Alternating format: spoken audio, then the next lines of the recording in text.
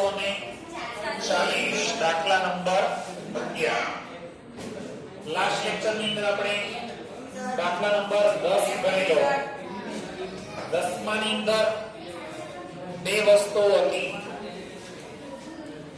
પહેલો હતો આમનો અને સેકન્ડ બીજો હતો પુનઃ મૂલ્યાંકન ખાતો પહેલી આમનો બીજું પુનઃ મૂલ્યાંકન ખાતો આ દાખલાની અંદર પણ બે વસ્તુ છે પણ આની અંદર આમનોંધ માંગવામાં આવેલી નથી આમનોંધ વગર ડાયરેક્ટ બનાવવાનો કીધેલો છે પુનઃ મૂલ્યાંકન ખાતું અને પુનઃ મૂલ્યાંકન ખાતું બની જાય પછી બનાવવાનો કીધેલો છે નવું પાકું સરવૈયું અત્યારે ચોપડીમાં જે આપેલું છે એ પાકા સરવૈયાને કહેવાય જૂનું પાકું સરવૈયું આપણે જે બનાવવાનું છે એ પાકા સરવૈયાને કહેવાશે નવું પાકું સરવૈયું અથવા તો કહેવાય પ્રવેશ બાદનું પાકું સરવૈયું અથવા બોલો એને શું કહેવાશે પ્રવેશ બાદનું પાકું સરવૈયું પુનઃ મૂલ્યાંકન ખાતું છે પહેલો પુનઃ મૂલ્યાંકનમાં જે રકમ આવે ને એ રકમ આવશે વધારા અથવા ઘટાડાની કઈ રકમ આવશે વધારા અથવા ઘટાડાની પાકા સરવૈયાની અંદર જે રકમ આવશે એ બધી રકમ આવશે નવી રકમ બોલો કઈ રકમ આવશે નવી આ બે વસ્તુ ખાસ યાદ રાખવાની પુનઃ મૂલ્યાંકન ખાતામાં જે રકમ આવશે એ કઈ આવશે વધારા કે ઘટાડાની એટલે કે વધારો થાય તો વધારાની ઘટાડો થાય તો ઘટાડાની અને પાકા સરવૈયામાં જે આવશે એ રકમ કઈ આવશે નવી રકમ જોઈએ ભાગીદારો બોલો કયા કયા આપેલા છે મંજુ પ્રભા અને મીના કેટલા ભાગીદાર છે નફા નુકસાન ફાળવણીનું પ્રમાણ બોલો અત્યારે કેટલું છે 5:3 અત્યારે જે પ્રમાણ આપેલું હોય એને કહેવાય જૂનું પ્રમાણ ઉપર લખો જૂનું પ્રમાણ બદલીને બોલો એ કેટલું કરવા માંગે છે એની ઉપર લખો નવું પ્રમાણ નવા પ્રમાણનો દાખલામાં કશું કામ હોતું નથી નફા કે ખોટની વહેંચણી જૂના પ્રમાણમાં કરાય કયા પ્રમાણમાં જૂના પ્રમાણમાં નીચે વાંચો શું આપવામાં આવેલું છે પાકું સરવૈયું પાકા સરવૈયાની અંદર સૌથી પહેલા બોલો શું આપેલી છે ભાગીદારોની મૂડી દાખલાની અંદર બે જ ખાતા માંગેલા છે કયા કયા પુનઃ મૂલ્યાંકન અને પાકું સરવૈયું આમ છતાં આપણે દાખલાની અંદર બનાવવા પડશે ભાગીદારોના મૂડી ખાતા કયા ખાતા ચાલુ ખાતા પેલા છે આમાં ચાલુ ખાતા આપેલા હોય તો કયા ખાતા બનાવાય ચાલુ શું કરવા તો કે નવો પાકો સરવૈયો આપણે બનાવીએ ને એ નવા પાકા સરવૈયામાં આની બાકી લખવાની હોય અને ખાતા વગર આપણને બાકી મળી શકશે નહીં એટલે આપણે ચાલુ ખાતા બનાવવાના ધારો કે દાખલાની અંદર ચાલુ ખાતા ન આપેલા હોત ને તો આપણે શું બનાવવાનું ભાગીદારોના મૂડી ખાતા સૌથી પહેલા આપેલી છે ભાગીદારોની મૂડી મૂડીને પાકા સરવૈયાની અંદર ડાયરેક્ટ લખાશે મૂડી દેવા બાજુ ચલો એની પછી વાંચો શું છે ચાલુ ખાતામાં કેટલાની બાકી આપેલી છે 3 હવે એ વસ્તુ ખાસ અગત્યની કે ચાલુ ખાતાની જમા બાકી કહેવાય કે ઉધાર બાકી કહેવાય એ ખબર કઈ રીતે પડે જમા બાકી છે કે ઉધાર બાકી એ ખબર કઈ રીતે પડે મૂડી લેવા આપે તો એને જમા બાકી કહેવાય મિલકત લેવા આપે તો એને બંને વસ્તુ બોલો ક્યાં આપેલી છે મૂડી દેવા તો બંનેની બાકી કઈ હોય ધારો કે મિલકત લેવા આપી હોત તો ઉધાર અને લખાશે ચાલુ ખાતાની જમા બાજુ વિગતમાં લખાશે બાકી આગળ મૂડી દેવા બાજુ છે ને મૂડીની પછી જે પછી જે વિગત હોય એ બધી વિગતને બોલો શું કહેવાશે? દેવો. બોલો કયા કયા દેવા આપેલા છે? પહેલો બેંક લોન, લેણદાર, દેવી મૂડી. ત્રણે ત્રણને કહેવાય દેવું. દેવાની પાકા સરવૈયામાં લખાય મૂડી દેવા. પહેલો બોલો કયો છે? Bank loan. એની પછી લેણદાર. બેંક લોન પર વ્યાજ છે. Bank loan. એની પછી બોલો બીજું શું છે? લેણદાર. અને છેલ્લે દેવી મૂડી. ત્રણે ત્રણને બોલો શું કહેવાશે? દેવું. નવા પાકા સરવૈયામાં મૂડી અત્યારે આપેલી એ કઈ કિંમત કહેવાય? જૂની. પાકા સરવૈયામાં આવે એ કઈ કિંમત કહેવાય? નવી. બાજુમાં વાંચો મિલકત લેણા. પહેલું જમીન મકાન. એની પછી બોલો યંત્રો. પછી ફર્નિચર, રોકાણો. એની પછી આખર સ્ટોક. દેવાદારમાં જો તો ગાલખાત અનામત કેવું હોય છે? હવાલામાં વાંચો કઈ કઈ વસ્તુ છે? ખાલી એક જ છે ને? દેવાદારો માઈનસ ગાલખાત અનામત. એની પછી લેણી મૂડી અને રોકડ. પેરેગ્રાફ. વધારાની માહિતી. જમીન મકાનમાં કેટલો વધારો? 25%. ફાયદો કે નુકસાન? પુનઃ મૂલ્યાંકન. ફર્નિચરમાં 10% શું કરવાનો? ફર્નિચરમાં 10% ઘટાડો. બીજો હવાલો. મિલકત ઘટી કે વધી? ફાયદો કે નુકસાન? પુનઃ મૂલ્યાંકન. યંત્રોની કિંમત કેટલી? અત્યારે કેટલી? 100%. હવે કેટલા ટકા? વધારો કે ઘટાડો? ફાયદો કે નુકસાન? પુનઃ મૂલ્યાંકન. આખર સ્ટોકની ચોપડે કિંમત બજાર કિંમત કરતા 5000 વધુ હોય તો એને ઘટાડી દેવાની. દેવાદાર પર ગાલખાત અનામત કેટલા? 2500. અત્યારે આગળના પાકા સરવાઈમાં જો ટોટલ પીવાનો દારૂ કેટલો? 25000. એમાંથી દારૂ પકડાણો કેટલો? અત્યાર સુધી કેટલાનો દારૂ પકડાતો? 1000. હવે કેટલાનો દારૂ પકડાય? ઓછો દારૂ પકડાણો કે વધારે? કેટલો વધારે? 1500 નો ફાયદો કે નુકસાન? પુનઃ મૂલ્યાંકન. લેણદારમાંથી 3000 ના લેણદારને હવે ચૂકવવાના નથી. લેણદાર એટલે ધંધાનો વધ્યો કે ઘટ્યો? ફાયદો કે નુકસાન?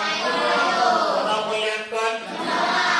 બેંક લોન પર 3 માસનો વ્યાજ ચૂકવવાનો બાકી છે. લખો હાસ્યમાં. બેંક લોનનો વ્યાજ બરાબર. બેંક લોનનો વ્યાજ બરાબર. બેંક લોનની રકમ કેટલી છે? 30000. એને ગુણ્યા 12%.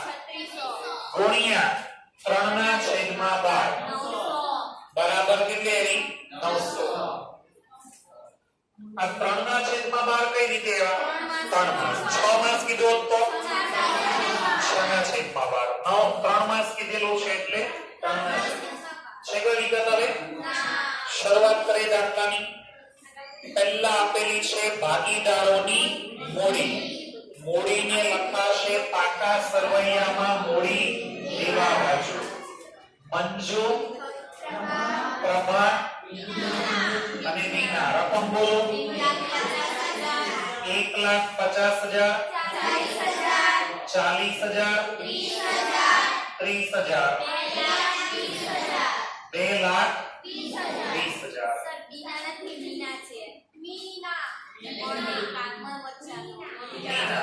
ચલો એની પછી બોલો શું આપેલા છે? ચાલો કઈ બાજુ છે? મૂડી દેવા કે મિલકત લેણા? લખો હાસ્યમાં અથવા નીચે. મૂડી દેવા બરાબર જમા બાકી. મોડી દેવા બરાબર જમા બાકી. નીચે લખો મિલકત લેણા બરાબર ઉધાર બાકી. મોડી દેવા હોય તો એની જમા બાકી કહેવાય, મિલકત લેણા હોય તો એની ઉધાર બાકી. આ બંને ક્યાં આપેલા છે? ત્રણેય. તો કઈ બાકી કહેવાય? ચાલુ ખાતાની જમા બાજુ બાકી આગળ લાવ્યા. રકમ અનુક્રમે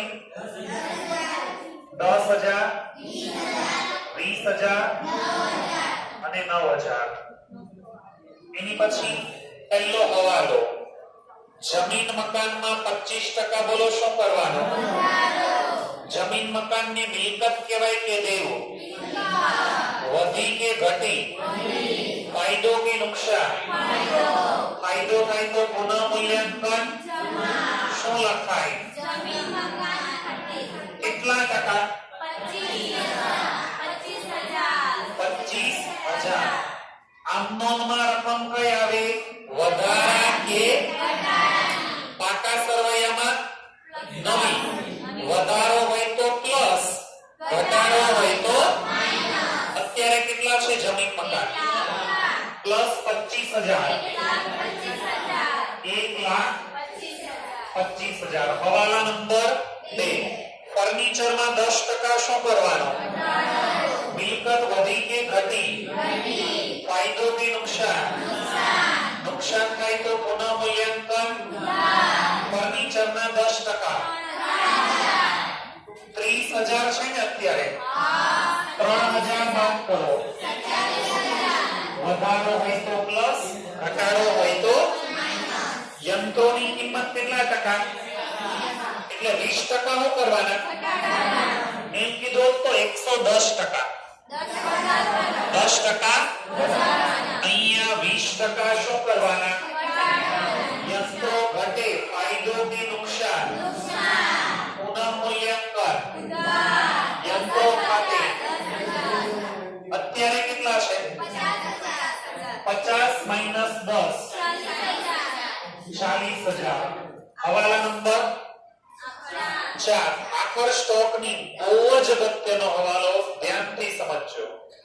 આખર સ્ટોકની ચોપડે કિંમત બજાર કિંમત કરતા 5,000 વધુ છે. ઉપર જો આખર સ્ટોક કેટલો છે એ આખર સ્ટોકના કૌંસમાં લખો ચોપડે કિંમત. એને કઈ કિંમત કહેવાય?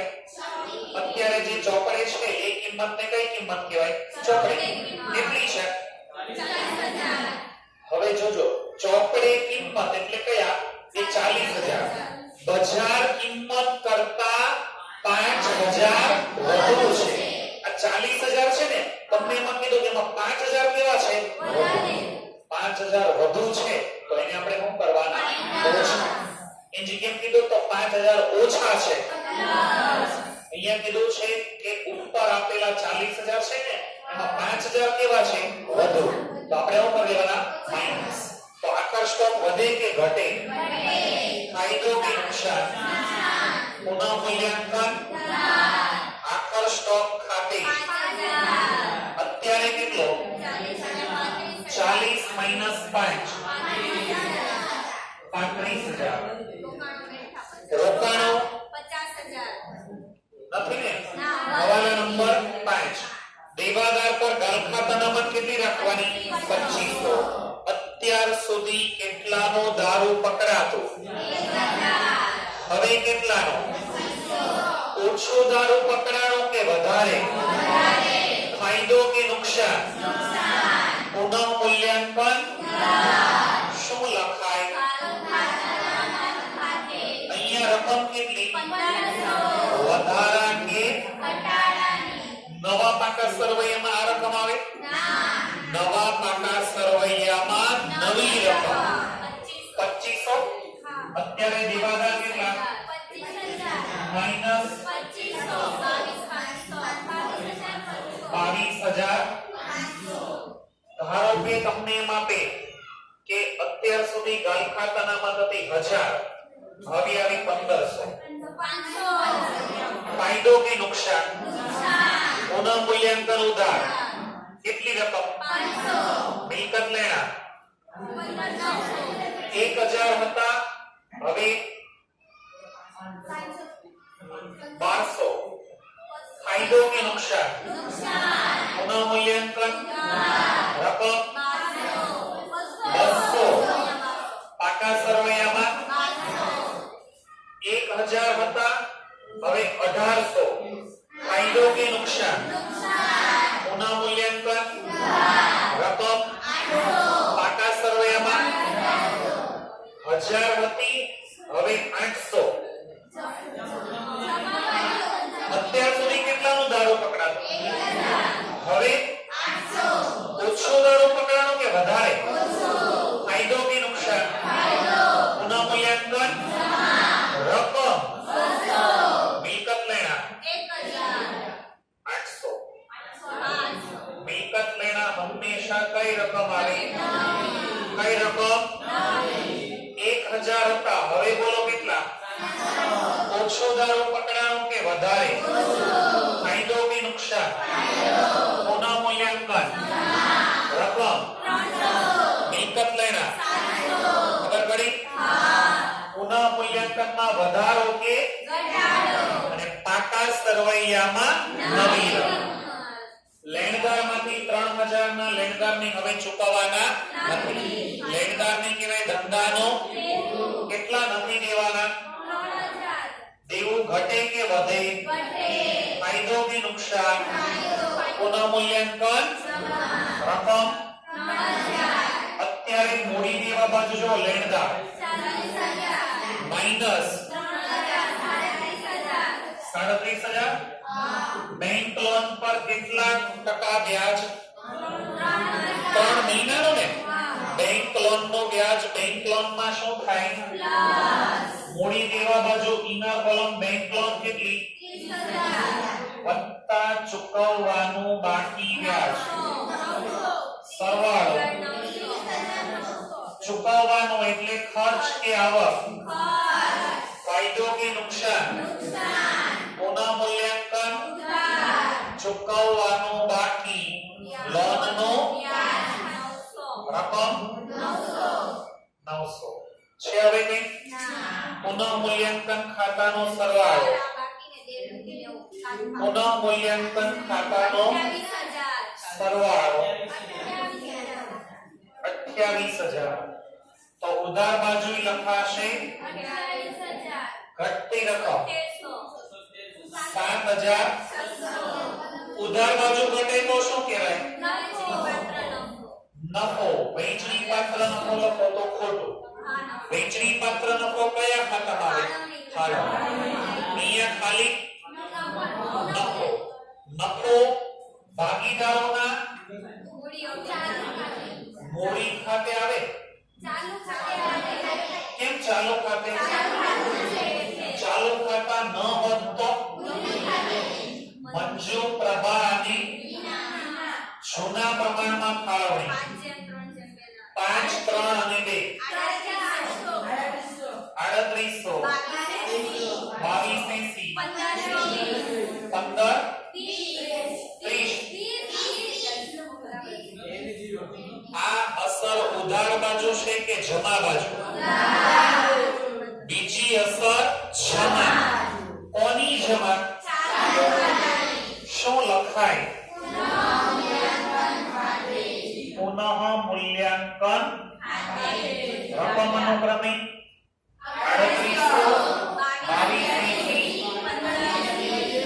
3800 સરવાળો 10 22280 ઉધાર બાજુ 13800 22280 ઘટતી રકમ કોની આપવાની બાને બાને શું કહેવાનું આને કહેવાય ચાલુ ખાતાની આખરની બાકી આને લખાય પાકા સરવૈયામાં મૂડી લખાશે ચાલુ ખાતા બાજુમાં બે મંજુ પ્રભા અને રકમ 1380